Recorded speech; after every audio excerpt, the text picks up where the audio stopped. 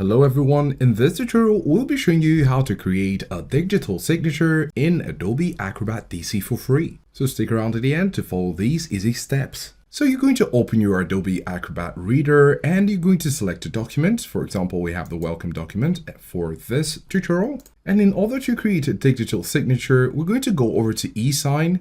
eSign can be found at the top left corner where you have All Tools, Edit, Convert, and eSign. Select it. And then here you have the option to add an electronic signature. Click on the Add button, and then here you can add it. But at the top you have text, draw, and image. So it depends on what you want to do.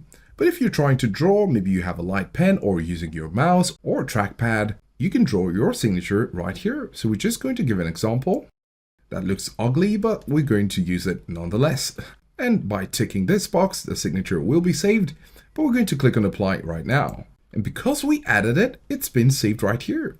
Now, you can see when we hover our mouse over our document, you can see that it can be located anywhere. So when I hover it over here, left click on the document and it will be saved. So we've been able to create a digital signature in Adobe Acrobat DC for free.